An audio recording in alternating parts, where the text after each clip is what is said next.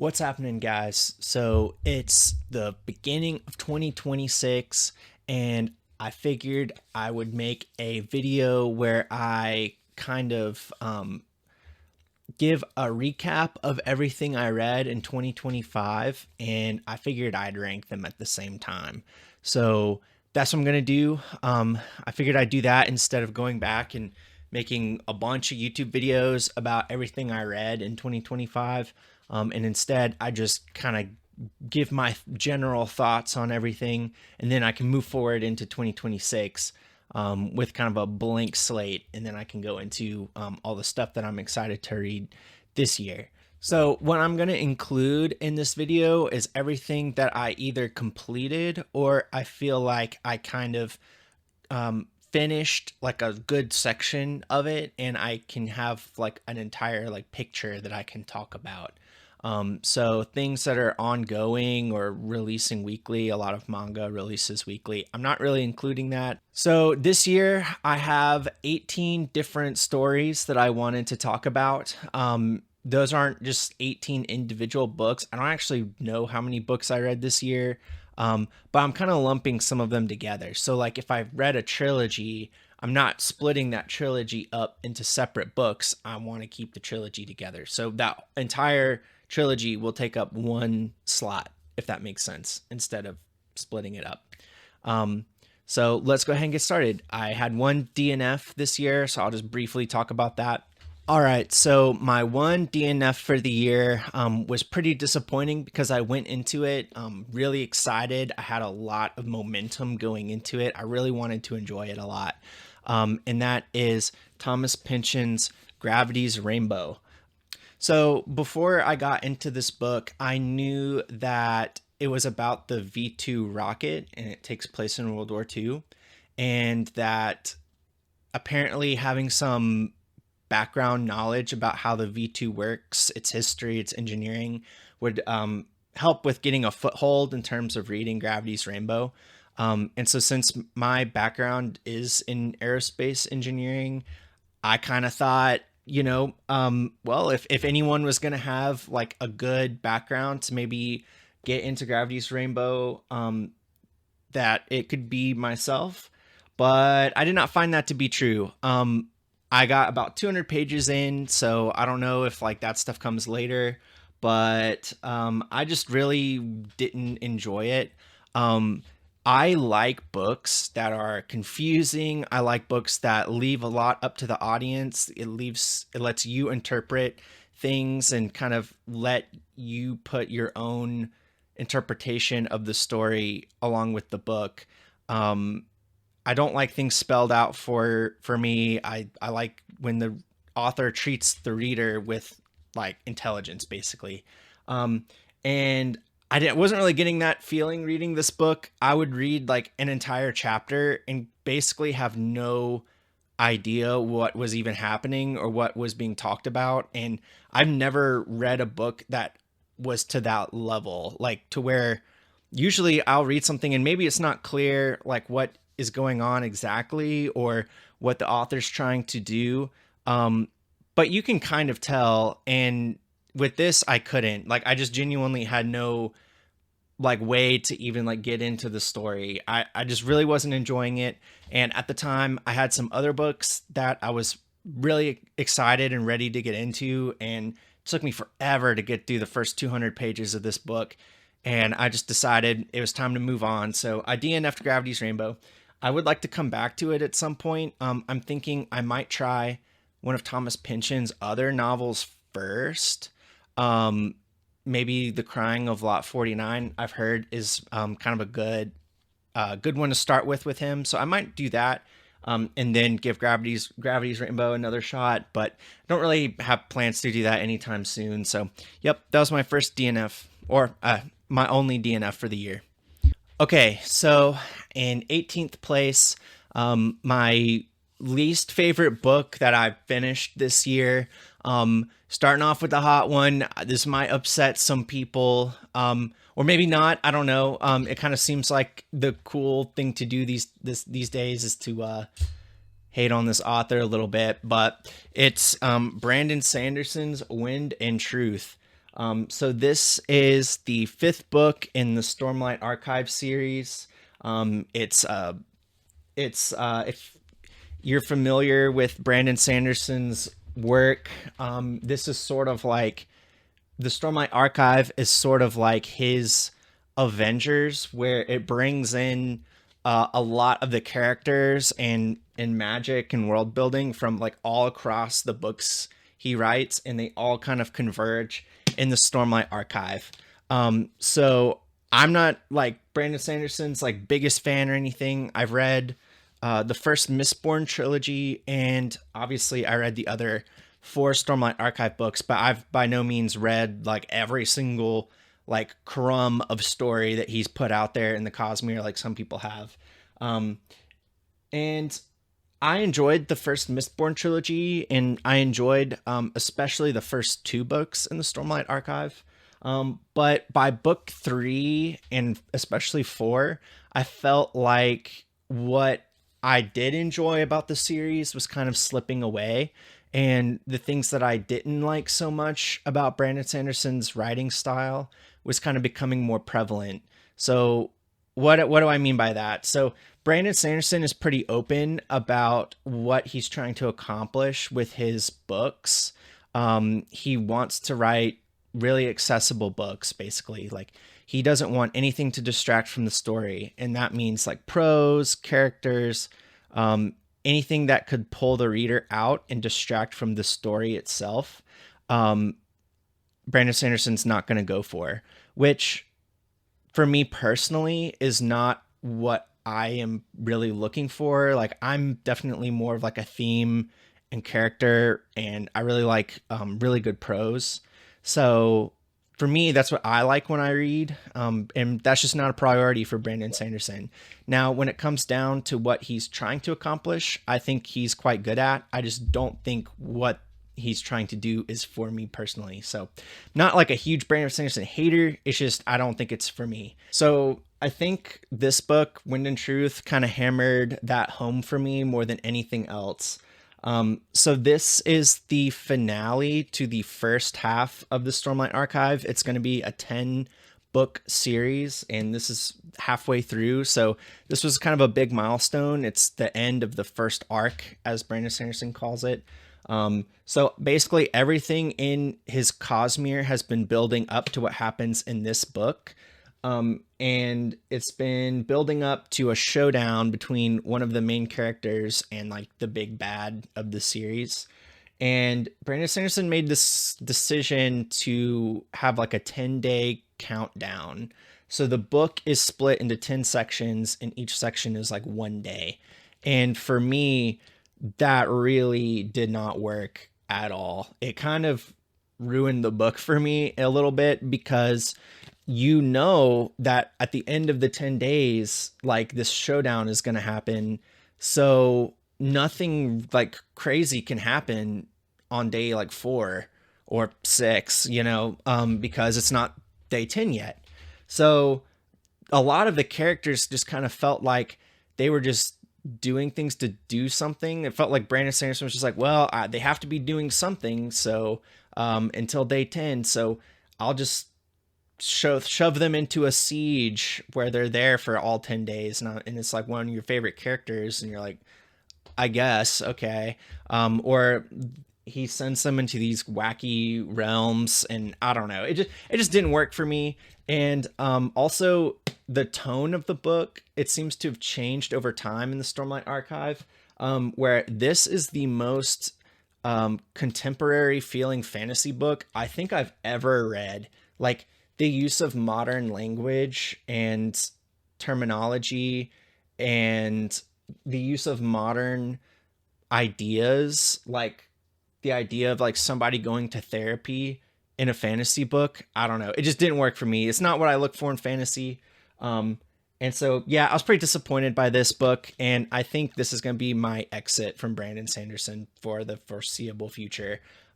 Maybe I'll go back and revisit him again, or maybe I'll read something he puts out in the future. But this kind of cemented for me that I just don't think he's for me. And this is, like I said, it's the finale to this kind of first arc in the Stormlight Archive. And I think that's going to be my exit ramp. I think I feel like I've put my time in and it's just not for me. So I think I'm going to just continue to read other things. Okay, so sitting at number 17 is the book Scenes from a Childhood by John Foss. John Foss, I didn't know this when I picked this book up. John Foss has won the Nobel Prize for Literature, and not for this book specifically. This is actually a collection of short stories, the first one being Scenes from a Childhood. And I picked this up in Iceland. My wife and I went there this year and we went to a bookstore. I always like to go to bookstores wherever I go and travel. And I picked this book up and I read the back and just, I didn't know anything about it. I didn't know who John Foss was. But it's just described as unsettling and dreamlike and sort of like a surrealist collection of short stories, which is like right up my alley. Like, I love unsettling books. I love dreamlike books. I love surrealist books. It's like one of my favorite things in fiction is that style. So I was like, this sounds like a slam dunk. I'm going to pick it up. I'm going to read it. And I was pretty let down by the collection as a whole.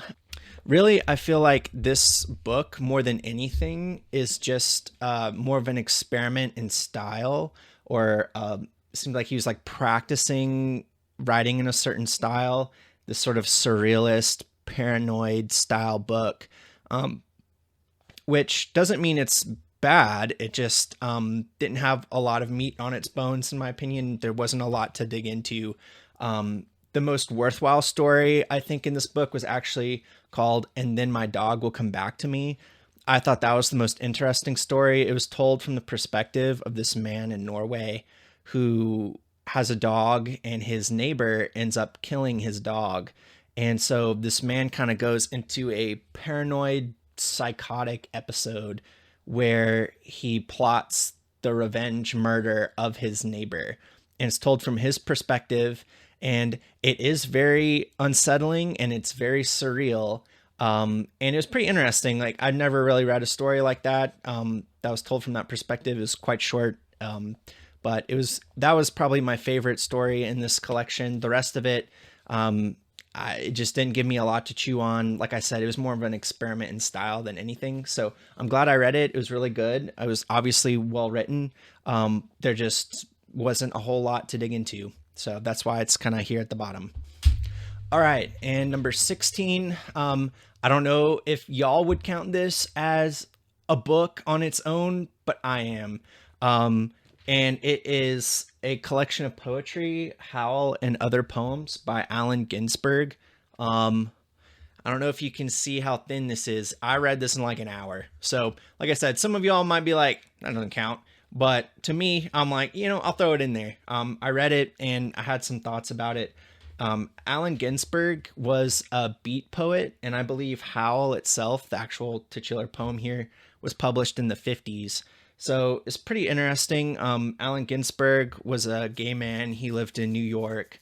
And this poem, Howl especially, is very much of the time, but it feels relevant today. It feels contemporary in a lot of ways. It's very critical of American society, American culture. It tackles issues on race relations. It's very anti-consumerist. It's very anti-capitalist, which is now relevant more than ever. So it was pretty good. I enjoyed the poem. This year, I've gotten more into poetry than ever before. So I'm by no means an expert. I'm really just dipping my toes into it. And I'm still trying to figure out how to articulate and figure out what I actually like in a poem, because a lot of the time I read a poem and I either like it or I don't. And I can't always understand why. There's not always like a good pattern of what style of poetry I like. Like, sometimes it just speaks to me. So I enjoyed this poem. It was really good. It was thought provoking. It was well written, but it just didn't resonate with me personally. So that's why I have it a little bit more towards the bottom, but overall is pretty interesting, and I would recommend this to anyone that is interested in poetry that is about more contemporary issues. It's more like activism style poetry. This would be a good read for people that enjoy that sort of thing. All right, moving on. Okay, so number 15, it's the first manga that I'm going to have here on the list, and it is Tsutomu Nihei's Tower Dungeon. So Tsutomu Nihei is one of my favorite mangaka. I really enjoyed one of his other series, and so I wanted to read something else by him. And Tower Dungeon is the story that he's currently writing. It's currently coming out. So I have it here. I read the first 2 volumes that are released in English. And I figured that'd be a good kind of just like cutoff point to include on this list. So there is more out there. I just haven't read it yet. Just like I said, first 2 volumes here. And I have it a little bit lower on the list. Like I said, I really like Tsutomu Nihei's work, but it just hasn't quite grabbed me yet. It starts off in a very generic way. And I kind of expect that it's going to subvert some expectations or play on some of the tropes in the genre. But so far that hasn't really happened. I like it. And the art is really good. Tsutomu Nihei's art is incredible. He's a very creative guy. But right now the story is a little generic. It's about a farm boy who's like super strong, and he joins up with a party of royal guards to storm this tower dungeon. It's like this huge structure that's appeared, and an evil wizard has kidnapped the princess and taken her to the top of the tower, and they got to get to the top. So pretty generic, right? We've all heard that kind of story before. Like I said, I expect it to kind of him to play with the genre a little bit, because he's actually mostly a science fiction writer, and this is his first foray into fantasy. So I expect he has some good ideas to work in. Like I said, the art's good, but I'm just kind of waiting for it to do a little bit more for me. That's why it's lower down here in the list. And at number 14, we have another manga. It is Akira by Katsuhiro Otomo. And similar to the last series, I have not read the entire thing. There's at least six of these deluxe kind of volumes here, and I've read the first 2. That being said, I have seen the movie. So Akira is one of the most influential anime movies of all time. It's really good. It came out in the 80s. If you haven't seen it, I highly recommend watching the movie. I love the movie. You will be surprised when you see things later that are references to Akira or inspired by Akira. So it's a little bit of an older series, especially in this sort of like anime manga medium. It was one of the first stories to really kind of like influence a lot of modern day manga that are coming out today. So I've only read the first 2, and so far it's very much like the movie. It's very good. There's just it's kind of what you see is what you get. So Akira is about this gang of teenage boys who are in this like futuristic motorcycle gang, and one of them gets in an accident and awakens these like telekinetic powers. And so they kind of get wrapped up in a conspiracy and like secret research department with the government. So there's a lot of mystery about what's going on. It's got this fun like conspiracy aspect to it. And the character dynamics between like the 2 main characters, mostly Tetsuo, who awakens the telekinetic powers, and Kaneda, who's kind of our main character. They're best friends, and their dynamic throughout the story is very well done, in my opinion. So Akira, I'm excited to keep going and read this classic, and it's a classic for a reason. So number 16 here is Osamu Dazai's No Longer Human. So this was published in the 50s. Osamu Dazai is a Japanese writer. He was a Japanese writer. And this book is pretty famous for being very dark and depressing. And I read a lot of sad books this year, and I was just like, well, I'll throw this one in here too. So one of the other ways you can translate the title is disqualified as a human being, which I think kind of summarizes this book a little bit better than no longer human. So this is a sort of semi autobiographical story about a man who feels like he's basically completely slipped through the cracks of society. He feels completely alienated and he feels like he's failed in every way as a human, even to the extent that he doesn't even feel like he counts as a member of the human race anymore. That's how depressed and kind of pathetic he is. This is not a book for anyone that wants just like a fun, easy read on the beach. I would not recommend that. But if you're interested in a deep character study of someone that the type of character that I feel like is not explored very often, like I've never read a book about someone that was so just sort of pathetic and pitiable and kind of despicable in a lot of ways. He's not a very sympathetic character.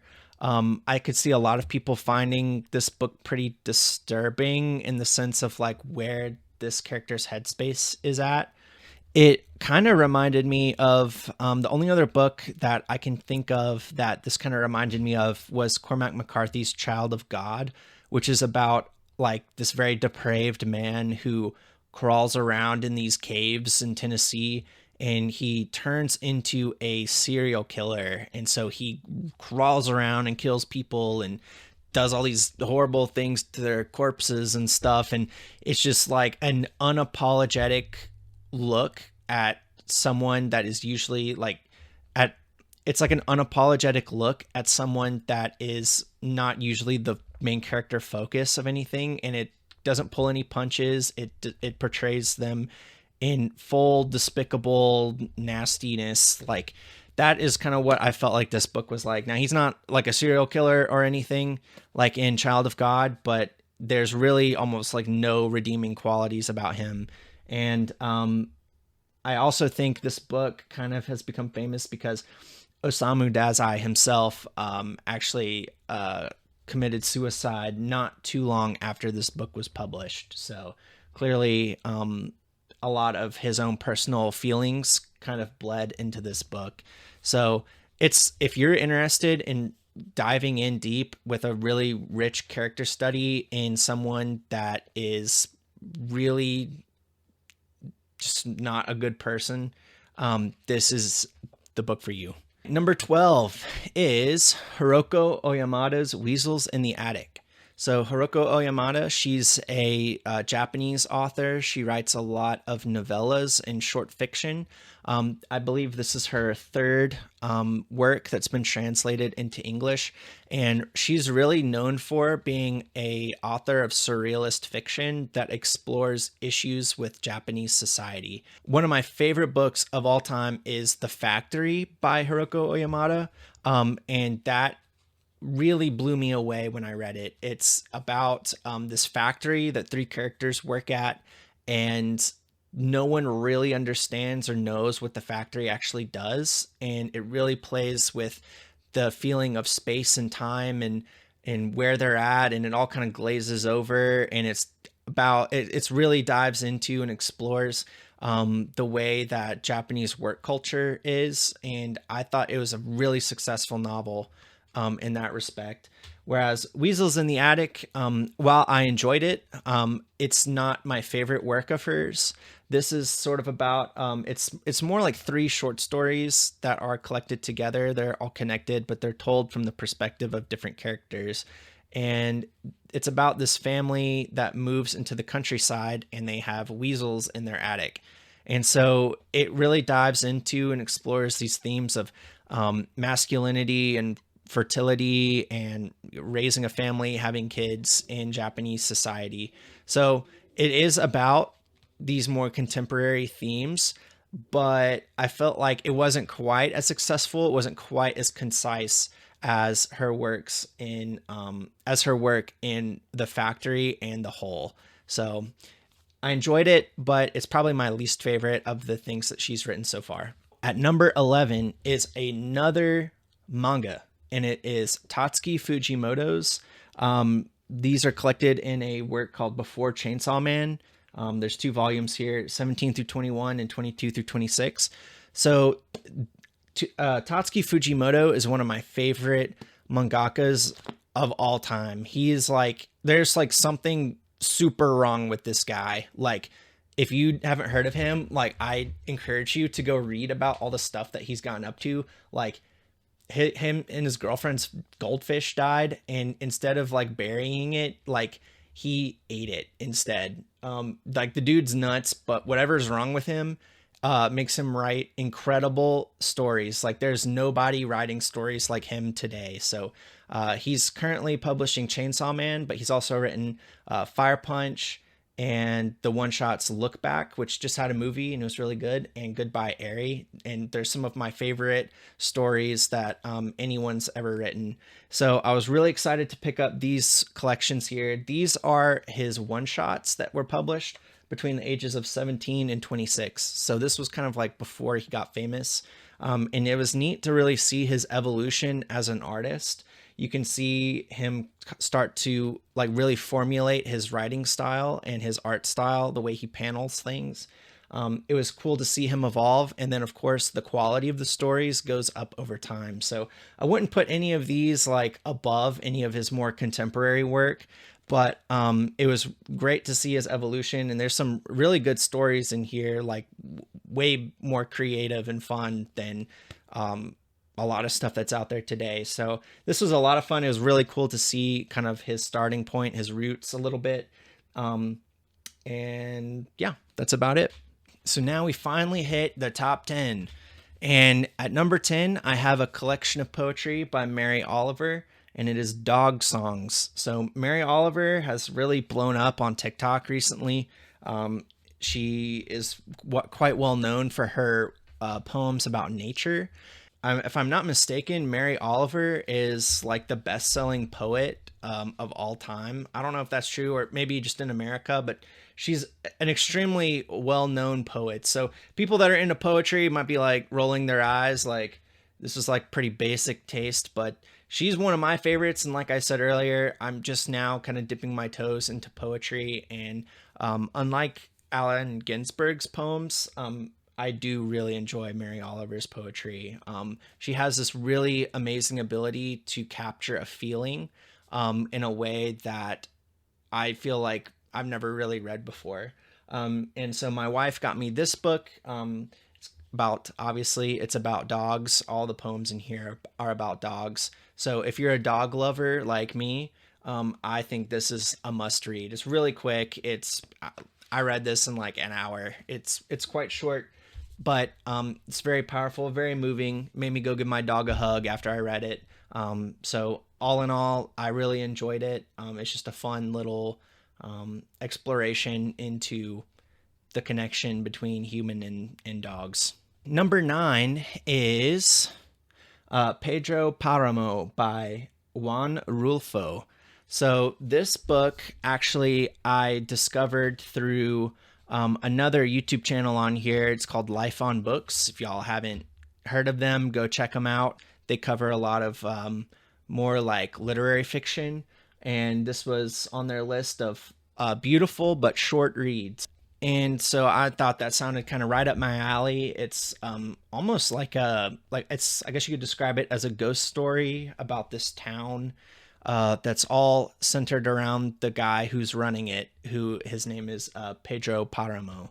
It's told in a really non-linear way, so sometimes it's not entirely clear what time it is because it jumps around a lot between years and timelines, and it's not always clear who's talking. Sometimes it's a character that is a ghost, or maybe they're alive, and it's not always clear exactly what's going on, but the prose is really beautiful, especially in my opinion. The descriptions of the landscape around the town are really, really well done. And what helped me appreciate it even more was the foreword that's written by Gabriel Garcia Marquez, who wrote 100 Years of Solitude. And he says that this book was extremely influential on him in writing that book.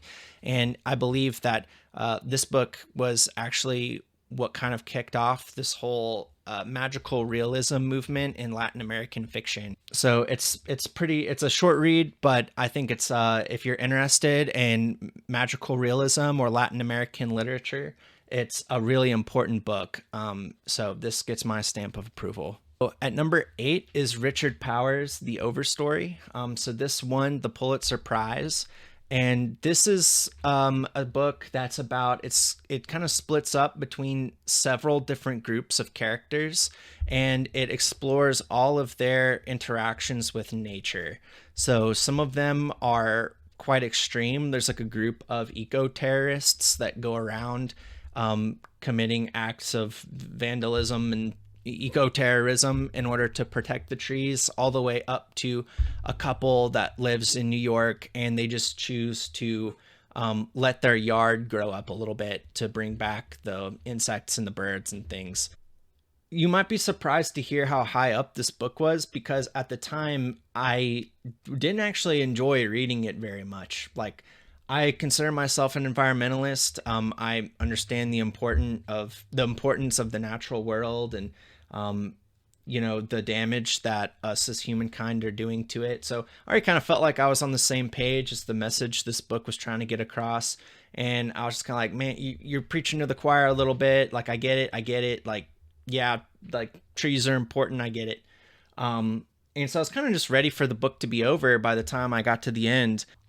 But no book I read this year has kind of stuck with me more after I read it than The Overstory. Like, I think about this book constantly.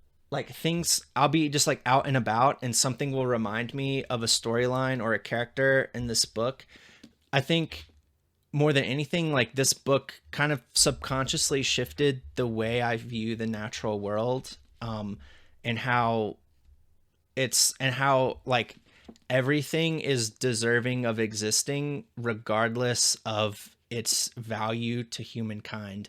Like, just because a tree isn't necessarily giving any value to us, it still deserves to be there. And that's true for every bird, insect, blade of grass. Like, literally everything deserves to be here just as much as anything else. And I think that shift really kind of changed the way that I approach looking at the natural world and environmentalism. So for that reason, I have it pretty high up. I'll probably remember this book forever. I think it fundamentally changed the way I look at the world, even not even really realizing it when I was reading it at the time. So I really enjoyed it. That being said, it could be a little shorter.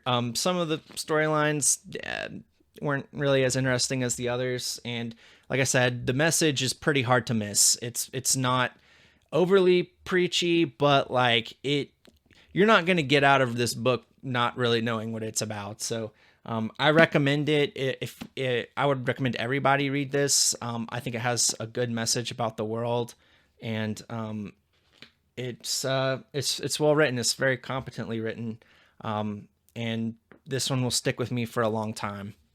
Number 7 is another poetry collection by Mary Oliver. This is actually the first collection of poetry I read this year. This is what got me into like wanting to read more poetry. I started off, I just saw like one of like a TikTok edit of like a Mary Oliver poem, and I was just like, wow, that was really pretty. Like, I kind of want to read more from her. So I went and picked up her collection called American Primitive. And I believe this is the collection that won her the Pulitzer Prize for poetry. And it's really just a collection of poems that are about nature. She liked to walk around in the woods, and she had composed a lot of her poetry that way, just walking around and thinking. And you can really tell reading these poems, she had this amazing ability of making something very simple sound very profound. And she's really good at evoking these feelings that you might get like walking around like a pond by yourself, just like looking out at nature. And she captures that feeling incredibly well. So I read this in one evening, and I found it a very moving experience.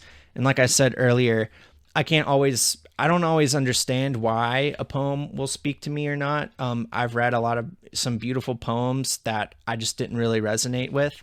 Um, but this whole collection, especially taken as a whole, I feel like a lot of the time we read poetry and it might just be like one poem somebody posts on the internet and you're kind of like, that's cool. Like, moving on with my life now. But I really enjoyed reading a collection of poetry. So you're not just like reading one poem and then done, you're reading all of them. And so you're kind of taking them all in at the same time, and they're kind of all in conversation with each other. She intended you to read them in a certain order. It almost reminded me of like listening to an album versus just like a single song. It changes the way you interpret the music.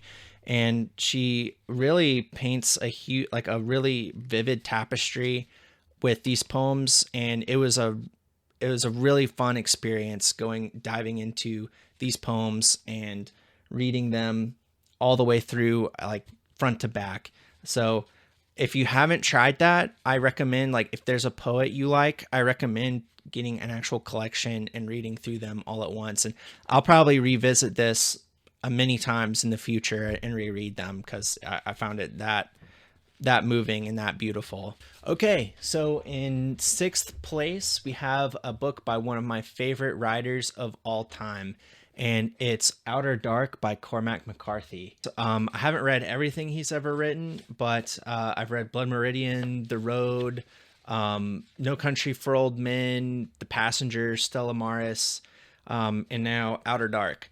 So this is the second novel he ever wrote. It's in his Southern Gothic period, which I have not read as many of those novels. I have read Child of God, but this one was really cool because it really felt like a precursor to a lot of his books that came later. So if you've ever read Blood Meridian, this book, Outer Dark, really felt like it was exploring a lot of the same ideas and themes that he explores later in Blood Meridian. But in my opinion, this was a little bit more accessible than Blood Meridian. So to me, anyone that's interested in McCarthy's Southern Gothic novels or in reading Blood Meridian, I would recommend reading Outer Dark as well. So Outer Dark is more upfront with McCarthy's Gnostic explorations, you could say, than really any of his other works. And honestly, after reading this book, I did a lot more reading into Gnosticism, and it helped me understand his work as a whole a lot better. It made a lot of things more clear in terms of what was going on in this story and kind of what it was about and the ideas that he was exploring. It was actually insane how much I feel like he's influenced by Gnosticism itself. I might make a video a little bit discussing that more. I'm not quite sure yet, but we'll see. But this book is pretty good. It's pretty simple. The premise is quite simple. It's about a brother and sister that live in a sort of nondescript Appalachian setting, and they have a baby together. And the brother takes the baby out and leaves it in the woods to die of exposure. And a traveling tinker comes along and picks up the baby and takes it with him. So the book kind of starts with the sister leaving to pursue the tinker to get her child back, and then the brother leaving in pursuit of the sister to try to get her back. So we have these three characters that are all traveling around this countryside on their own separate quests. And it's interesting to see how they interact with the world itself. Like I said, it's a very Gnostic world, so there's not a lot of good that happens. And in fact, there are these three other characters that are also on the prowl the whole time. And they're not really named, but they're these sort of demonic, evil, terrifying figures that just kind of cavort and go around causing all kinds of chaos. And if you've ever read a McCarthy novel, you can use your imagination to try to figure out, where that story might go. And It's almost described, at least in the synopsis on the back, it's described as almost like a fairy tale, which I think it's definitely not a fairy tale with like any sort of like good feelings really, but it is sort of this like archetypal type story where it's, like I said, it's a nondescript Appalachian setting, which is unusual for McCarthy. There's really no named locations. A lot of the characters don't have names. The only characters that are named that I can even really remember off the top of my head are the two siblings, Culla Holm and Rinthi Holm. So I think this was a great book. I think it's probably underrated in terms of McCarthy's work, and I would recommend this as a good entry point. If you've never read anything by Cormac McCarthy, this might be a good place to start. If you like really dark kind of horror type novels, or you like Southern Gothic, this would be a good place to start. So now we've hit the top 5. And now we're at the part where this was like, these 5 were so easy to put in the top because like undeniably these are all some of the best books like I've ever read in my whole life. And so first up, number 5 is a trilogy by Robin Hobb, and it is the Live Ship Traders trilogy. I got all 3 of them here, but I'll just hold up the first one in the series, and that is Ship of Magic here. Like I said earlier, I'm not splitting these up and ranking them individually. All 3 of them, I'm just including it as one story, the Live Ship Traders story. That will be in the 5th spot. So this is the second trilogy in Robin Hobb's Realm of the Elderlings series. It's a 16-book series. I read the Farseer trilogy, which is the first trilogy in that series. I read that in 2024, the very end of 2024. So it didn't quite make the cutoff for the 2025 series or 2025 video. But that was one of the best reading experiences I've had in years, was the Farseer trilogy. And a lot of people say that it's their least favorite of the Realm of the Elderlings, which I think was a little crazy. I would put, this might be unpopular, but I would put Farseer above Live Ship Traders, just me personally. Obviously, I loved Live Ship Traders. It's ranked number 5 for this year. So in case you didn't know, the Realm of the Elderlings, it really focuses around a character named Fitz and his relationship, his friendship with the character called the Fool.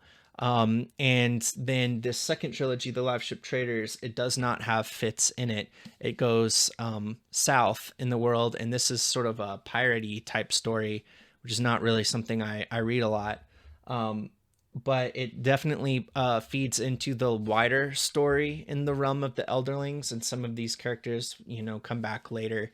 But this was really incredible. I mean, Robin Hobb has immediately rocketed up to one of my favorite authors of all time. I would put her up there with like George R.R. Martin in terms of like the best fantasy writers today. George R.R. Martin is my absolute favorite. He'll probably always be my favorite. But Robin Hobb is definitely up there too. Like if George R.R. Martin for me is like the king of fantasy, Robin Hobb is the queen, because she is, I've just never read anything like what she's able to put out. Her character work, her dialogue is just unmatched by anyone else. It's really incredible what she's able to do with her character work, how quickly she's able to make you care about them. The dialogue is amazing. I've never seen someone write an argument better. It's really, really quite good.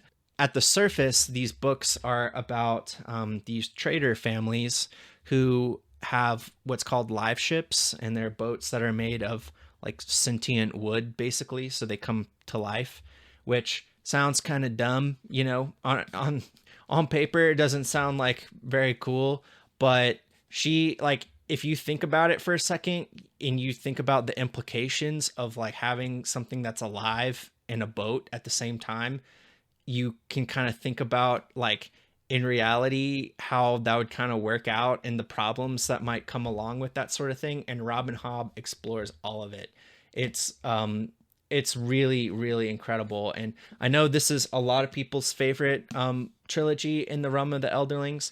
And while I loved it, it's not quite my favorite. But this was, I mean, one of the best reads that I've had, especially in 2025. All right, so number 4, it's another Cormac McCarthy book. It's All the Pretty Horses.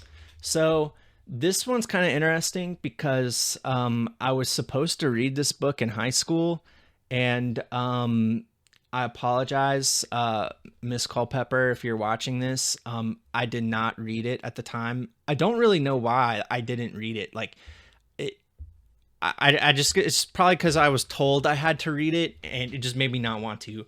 But obviously, I loved this book. I decided to pick it up and reread it. I really enjoy westerns. And this is Cormac McCarthy's the first book in his Border trilogy, which is probably the closest that he gets to like a traditional style western. So I figured I'd give it a shot. And this is maybe, I mean, so far maybe my favorite Cormac McCarthy book I've ever read.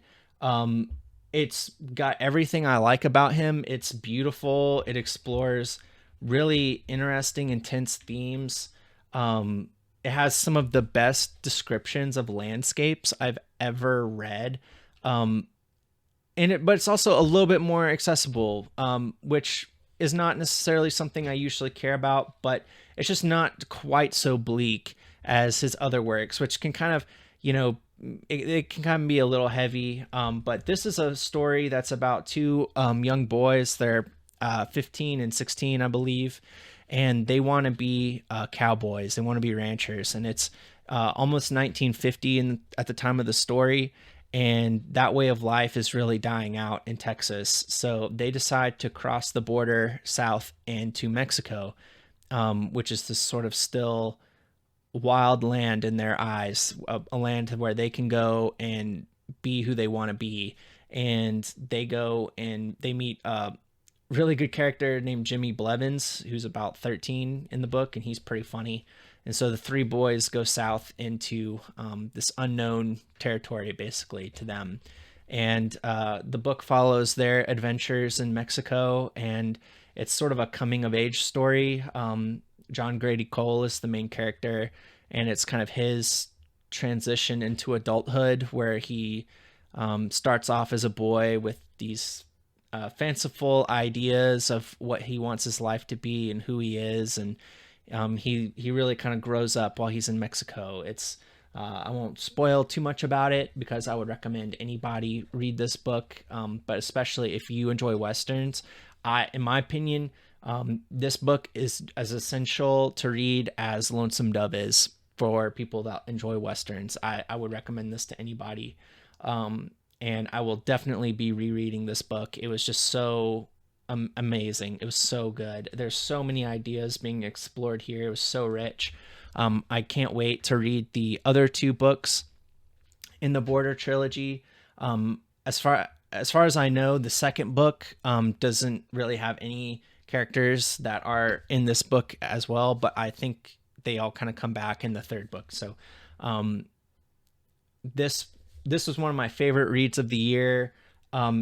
In a year where I didn't read so many good books, this would probably be my favorite book of the year. I mean, that's true for all of these like top fives. Like in any other year, they could have easily been like my favorite book of the year. So it almost pains me to put this at what is it, like number 4?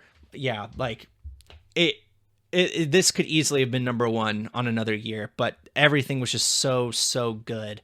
Again, this is one I'm really excited about. I might make more videos about this. I might dive a little bit deeper. I'm trying to keep it pretty surface level here, but yeah, really highly recommend All the Pretty Horses.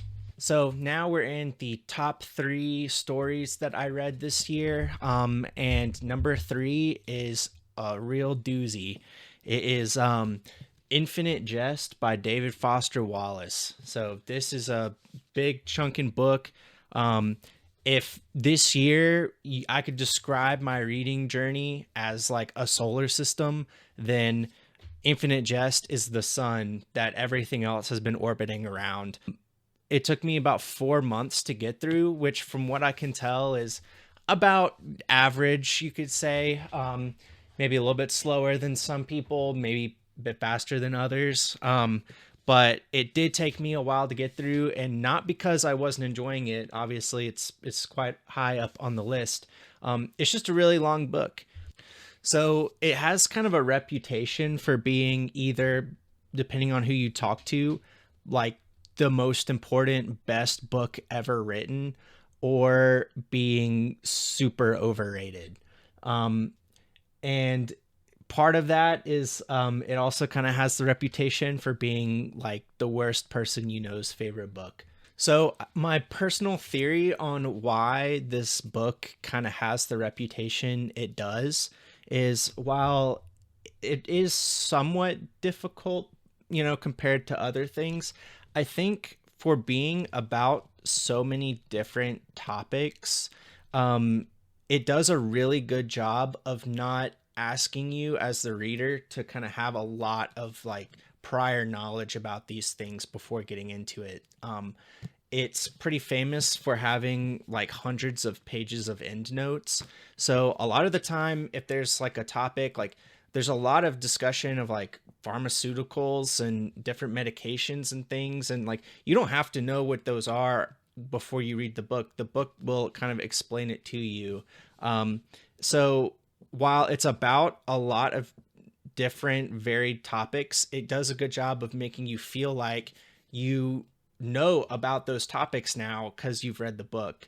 So that's one thing. And then the second thing is, because it's so long and it takes so long to read, when you're done with it, like when I finished this book, I felt like I was like high. I was so happy. Like I was finished with it. Like not because I wasn't enjoying it, but because it felt like such an accomplishment to get through a book that had the reputation that it does. And it's so long. It took me, like I said, 4 months to read. It's probably the longest I've ever spent reading a book. And it just felt so good to actually be done with it. It felt like such an accomplishment. And I, wanted to talk about it. I mean, I'm talking about these people that go off and just glaze Infinite Jest to no end. And I mean, in some sense, like I'm also kind of doing that. But I think the combination of being able to feel like you understand the topics when you're done, and then like that sense of accomplishment, you want to talk about it. I think that's what kind of leads people into this, being kind of annoying about the book. They'll bring it up in conversation like all the time. Like, that reminds me of Infinite Jest, actually. And it just kind of like got this reputation for being like a pseudo intellectual type book, which I think is a little unfair.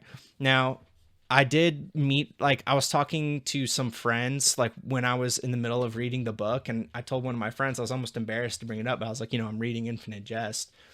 And he told me the story of this guy. He was like, the only other guy I knew that has read this book, he's read it like 7 times. And he told me that it's the only book you ever need to read. He just finishes it and then immediately starts it over again. And he just has read it like 7 times because he's like, you only need to read Infinite Jest. It's the only book that matters. And like, that is just so dumb. Like, it's good, it's not that good, and that's why I think it's kind of gotten the reputation that it has. But I do think it's a really important book.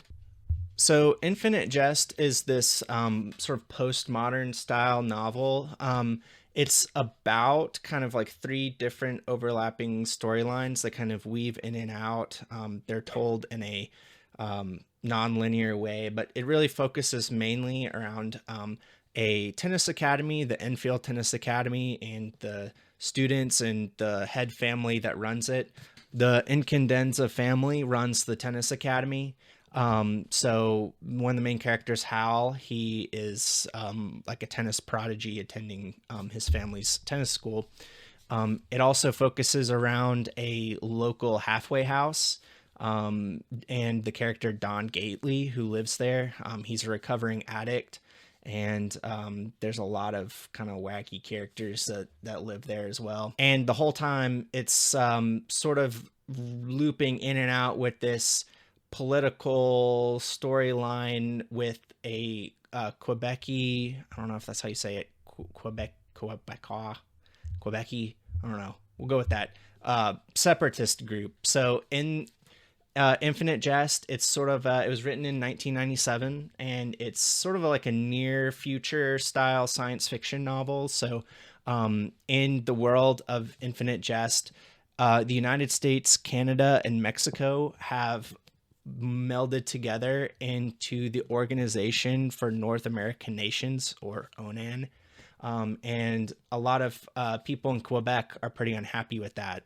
Around that area of the world, there's been created what's called the Great Concavity, which is where ONAN is just like dumping all of their trash. Like it's just this huge, hundreds of mile wide, like just dump basically, and it's poisoning a lot of the surrounding area. A lot of people in Quebec are having these really wacky and crazy like birth defects and stuff. So they have this terrorist group where they're all in wheelchairs and they roll around assassinating people. So a big part of the story is kind of centered around Hal's father, who has killed himself before the events of the book start. But he he made a lot of money in the optics industry, and he had this side hobby of being really into amateur filmmaking. So he created these really strange avant-garde films, and one of them being called Infinite Jest. And it's this film that he's made before he killed himself that drives a lot of the plot, which is somewhat random and limited in this book, I will say.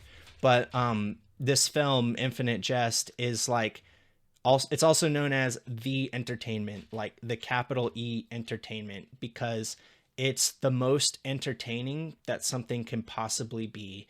Anyone that sees this film, even like catches a glimpse of it out of the corner of their eye, will be like instantly enraptured, and they'll be unable to look away. They won't even leave to use the bathroom, to eat, to drink.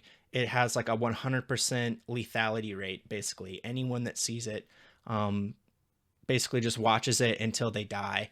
So it's this film that is in circulation and drives a lot of the plot, and it's through that a lot of the themes and ideas that David Foster Wallace was going for are explored through. So he was really interested in exploring these ideas of entertainment and how we interact with entertainment, how American culture interacts with entertainment, the purpose that it serves in our lives, and how a lot of the time it's almost an addiction. And to me, that was very prescient coming from somebody writing in the late 90s. You know, that was really kind of before internet had really become like super ingrained in everyone's life, certainly before smartphones. And so to me, this feel like Infinite Jest feels more relevant than ever before today, with the rise of, you know, TikTok, social media. It literally feels sometimes like we're watching the entertainment ourselves and our lives are just slipping away. So I felt like this book was super relevant. That's kind of why I have it so high. It are the ideas that were explored. Not only were they explored super well and the writing is beautiful, but the ideas are so relevant. I think about this book all the time. And I think it will only become more and more important as time goes on. So, in my opinion, in the argument of whether it's overrated or like a modern masterpiece, I'm in the masterpiece camp. But I mean, don't get me wrong, it's not like the only book you'll ever need to read for the rest of your life, but it is really good. And if you're interested, if any of that sounds interesting to you, I really recommend diving into it. It's a tough, long, but in my opinion, really rewarding read. Sorry, my dog is barking. Come here. Come here. Sorry, my dog is barking and he just wants a lap to sit in. So he's going to be here for this one. This is my sweet dog. So that brings us all the way to number 2, which is, I'll only grab the first one because it's a trilogy, but it's the next trilogy after The Live Ship Traders by the Queen of Fantasy, Robin Hobb. And it's the Tawny Man trilogy. I mean, if I didn't already love the Farseer trilogy and Live Ship Traders, I am absolutely in love with the Realm of the Elderlings after Tawny Man, because I mean, this is just, it blows like everything else out of the water. It's so incredible. So Tawny Man picks up. It's about 7 years after the events of the Live Ship Traders and 15 years after the end of the Farseer trilogy. And it picks back up with Fitz' chivalry. And so now he's not a young man anymore. Farseer kind of takes place between, I think he's like 6 maybe at the beginning, and then he's in his early 20s at the end of Farseer. And then we pick up 15 years later, and he's in his mid 30s. He's 35 at the start of Fool's Errand here. So while I found Fitz's journey in Farseer to be pretty relatable looking back, I can't believe Robin Hobb was able to capture the experience of growing up as a young man as well as she was. Like, I'm like, how does she know all that? But she did an incredible job with Farseer. But I almost found Fitz's the things he was struggling with in Tawny Man to be a little bit more relatable now at this stage of my life. I'm still in my 20s, but so Fitz is a little bit older than me in these books, but the things he's dealing with are things that I think anyone that's kind of, past that early transition period in their life, when you're a teenager or in your early 20s, there's a lot that's changing. There's a lot of growing that you do. You're trying to figure out who you are. And by the time you get into your late 20s or early 30s, I feel like, life has kind of settled down a little bit. You kind of are more aware of who you are, and a new set of, struggles and things kind of come into your life of deciding what is your life going to be like? What are you going to do with it? You kind of start realizing that, nothing lasts forever. And you have these other thoughts of what am I going to do? What's my life going to look like, basically? And that's a lot of what Fitz is going through in this series. I didn't know where Robin Hobb was going to go with the story after Farseer and the Live Ship Traders. I didn't really know where she could go, but we kind of pick up with this like new generation in Buckkeep Castle that Fitz and the Fool come back and have their own sets of problems that they have to deal with. And I'm not going to get into like really any spoilers or anything, but this was just incredible. Like, if I thought Robin Hobb's writing was amazing, mind-blowing in Live Ship Traders and Farseer, it is just on another level in Tawny Man. I don't think I've ever read someone that does dialogue and interpersonal relationships as well as Robin Hobb. The Fool is like maybe my favorite character in fantasy of all time. And that is high praise because, George R.R. Martin, A Song of Ice and Fire is probably my favorite series of all time. It has such a special place in my heart. To me, that is like the pinnacle of character writing. Those characters are so rich, so creative, so interesting to read about. And I would put especially the Fool, but when you're talking about Fitz and the Fool together, that's maybe my favorite character dynamic in fantasy. I haven't read anything else after Tawny Man yet. I'm trying to read a little bit more literary fiction, and I got a lot manga and stuff too, of course, but I just know I'm gonna love the rest, so I don't want to get too burnt out with Robin Hobb. I want to like savor it, take my time. So this year definitely I'll be reading the next series, the Rainwild Chronicles, and then also the Fitz and the Fool trilogy, which is the final Fitz and Fool story in the Realm of the Elderlings, which I don't know. I'm just kind of putting it off. I'm like, I don't know if I want it to end because it is just, sorry. My dog was barking, so I'm going to cut that out and jump back in. But, this series Tawny Man is just absolutely mind blowing. I think, my favorite book in this trilogy, it's Fool's Errand, Golden Fool, and Fool's Fate are the 3 books. And I think Golden Fool is actually my favorite. I feel like that was more similar to the Farseer books. Fitz and the Fool are kind of getting up to shenanigans around Buckkeep, and I just really like that. And some of the character interactions were written really, really well in that book. So I just can't wait to see what happens next. I was absolutely in love with this series. It completely blew my mind that someone could write so well. So Robin Hobb is just absolutely one of the best writers I've ever read. I can't speak highly of her enough. I would recommend this to anyone, fantasy enjoyers, people that like literary fiction. I recommend you read Realm of the Elderlings if that's your type of thing. So, what got me into it originally, Realm of the Elderlings, was I was kind of feeling like I wasn't getting from fantasy what I kind of enjoy, which is more of like a literary style story.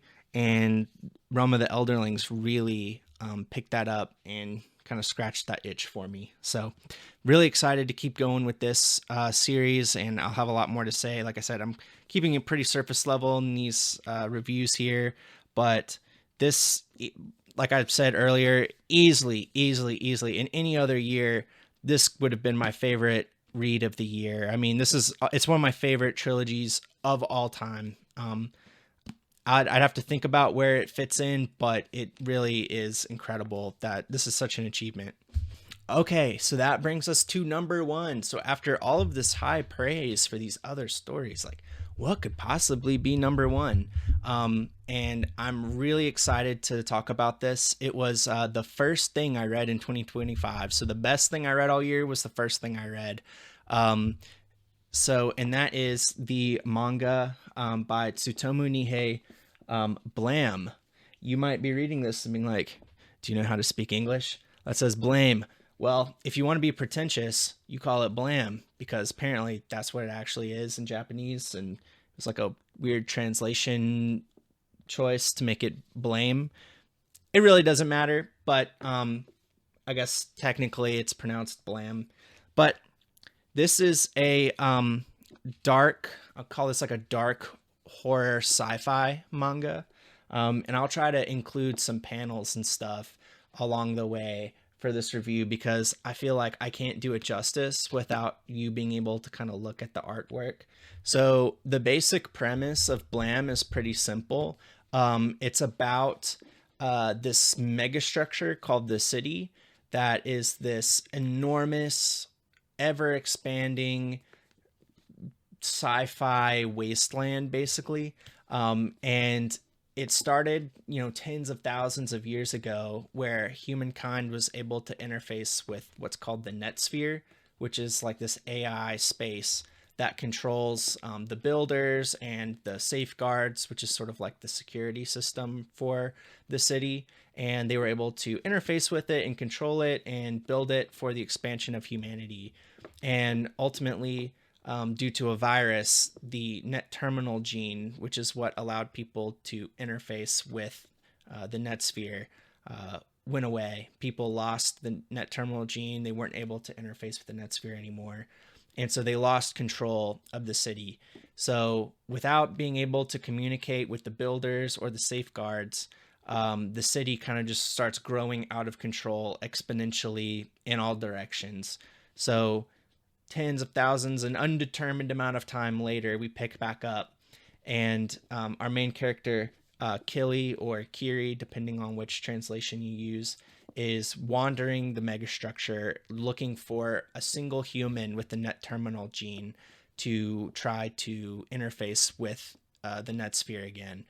So pretty simple premise, but it is really rich and deep the way that Tsutomu Nihei explores this world. So Tsutomu Nihei, he was a construction worker, but he studied architecture, and he dropped out of being a construction worker to work on his first manga, Blam. And so you can really see that in his art, his architecture training. Really, the best art in the whole story are his backgrounds, the way he draws the architecture. Not saying that his drawings of characters aren't good, because they really are, and I actually think it fits really well with the story. He has this sort of like dark and gritty style that really lends a lot to the atmosphere in this book. In my opinion, one of what really made this stand out for me above everything else is the atmosphere. Tsutomu Nihei is able to create this incredible atmosphere of darkness and loneliness and bleakness and solitude, and I've never read anything like it before. I feel like it's extremely unique in the landscape of manga or books or anything like that. I've never read anything that was able to capture that feeling of like truly being alone.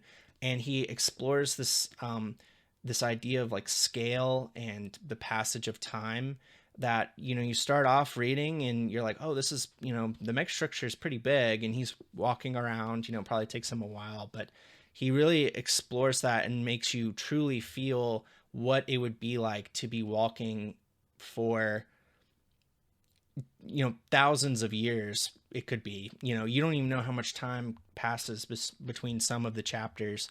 It could be just a few months to centuries. You don't really know, because he just walks and walks, and he could be passing through thousands of kilometers, hundreds of thousands of kilometers, multiple times the diameter of the earth, just to get to one new location. So it's almost like, I would almost describe it as like a cosmic horror style story, where the sense of scale and like trying to truly understand this unfathomable amount of time that's passing and the unfathomable amount of distance that's being traversed.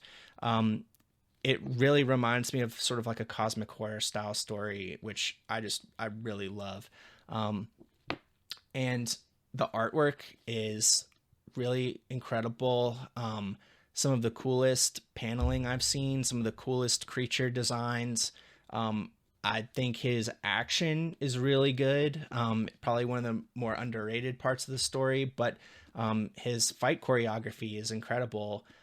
So Killy, I'll call him Killy. He has what's called a graviton beam emitter, which is, I don't know if you can see, but he has this tiny little pistol, and he's sort of like this like lone gunman style character. But this little pistol can shoot a beam that travels for like 75 kilometers in a straight line, basically, and it obliterates anything in its path. It's very interesting. It's more of a excavation tool than anything. He uses it to traverse through the megastructure, and he's one of the only people with one of these tools. So that's how he kind of gets around. It's pretty interesting. But another thing that really stood out to me and what kind of put this at the top of the pack is the style of storytelling. It leaves so much up to the reader's interpretation. If you're familiar at all with Dark Souls or Elden Ring, any sort of like From Software game, they also kind of utilize this style of storytelling where the setting is really the story. And you have to be paying attention. It doesn't go out of its way to really tell you anything. You only see what the characters see. And so some people might find it confusing, but I think that's 100% intentional, because it's kind of cool, because the story is what you see, and what you see is just the tip of the iceberg.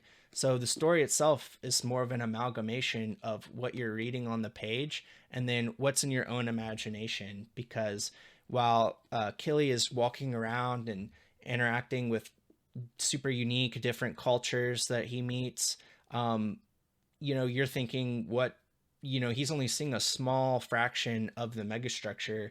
What could be around the corner, or how are things working?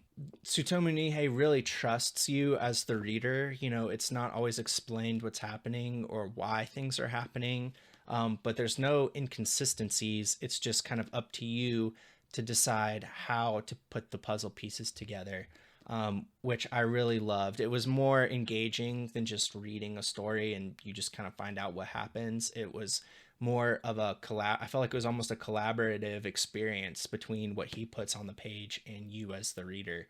So for me, this was my favorite thing I read all year. This is one of my favorite things I've read ever. I will reread this many, many times, I'm sure. And I would recommend this to anybody. I mean, it was truly one of the most unique and creative experiences I've ever had, more so than anything else. So this is absolutely an underrated masterpiece. I don't hear too many people even have heard of this before. And it's one of, in my opinion, the best stories I've ever read. I will sing its praises probably forever. It's so, so good. And also, in addition to the main story of Blam, which isn't too long, there's actually 6 of these sort of they're called master editions, but there's 6 of these. There's about 65 chapters if I remember right, so it's not crazy long, but there's not a lot of dialogue. It's mostly just art, so it's kind of neat. I would recommend reading it physically if you can, because I love just sitting there and just soaking in the paneling, and you really pay attention to all the details. And so it takes a little while to get through the 65 chapters, at least for me, because I was really taking my time with it and absorbing every single panel. But in addition to the 6 volumes that make up the main story, there is there's a short prequel novel called Noise, and it takes place back when humans still had the net terminal gene, and it's kind of at the beginning of the city. So there's already like, trillions of people living within the city, and they still have the net terminal gene. But you get to kind of see some of the background, and it does help explain a little bit of what happens, but don't expect it to answer any of the questions really that are going to pop up. It really just almost just introduces even more questions. But it does give a little bit more background in some of the stuff that goes on in the main story. And this is more of a like mystery noir style story. It's one of the characters, the main character is a detective. And so she's kind of pursuing this murder cult, basically. So it's quite different than the main story, but also really good, really good. Art, of course, beautiful, and I loved how it tied in with the main story of Blam. In addition to those, there is 2 one-shots that he's published that are actually sequels to the main story. They take place after the main events of Blam. And as far as I know, those aren't available in English in like a physical medium. I had to read them online, and I believe they're called Netsphere Engineer and Blame Squared, or Blame 2. Blam, excuse me. Blam 2 or Blam Squared. And like I said, those are just short little one-shots, but they're pretty interesting to see. Again, don't expect it to answer any of your questions. If anything, it will just add more questions to what happens. But yeah, that's about it on that. It's by far my favorite thing I read all year. I recommend it to like everyone I meet, like any of my friends that read manga, any of my friends that read books or are interested in that sort of thing. And everyone I know that I have like bullied into reading this book has come back and said that they absolutely loved it. So I hope if you give it a shot, come back and let me know what you thought, because I would love to hear your thoughts on Blam. I think that's gonna about wrap it up. If you're still here, I really appreciate it. Thank you so much. This is a brand new channel, so I just wanted to get basically a recap of everything from last year, and then I'll move forward with other stuff. And really the whole point of this channel, why I started it, was because I wanted to create a space to talk about these books that I'm really excited about. So if you've read any of these, like, I would love to hear your thoughts in the comments. That's seriously, it's why I'm here. I want to hear from you. If you have any recommendations based on what you've seen I've read, I feel like this is pretty representative of the things I like to read. So if you think there's anything I'd love to hear your recommendations. And like I said, I just really appreciate you watching. Thank you so much. Thank you so much. And I will definitely continue making videos, and I'm really excited. I have a lot of ideas of what I want to do. So this is my first video, and it's probably going to be a little rough, but I promise I'll get better at editing and talking in front of a camera and all that. But anyways, thank you so much for watching. Let me know what you thought. I genuinely would love to hear what you've been reading, what you thought about any of these books. I have a lot more thoughts on them, but like I said, I was trying to keep it pretty general. I didn't want to spoil anything. Keep it pretty general and quick, even though I think this video is gonna be pretty long. But anyways, thanks for watching, and I will see you later.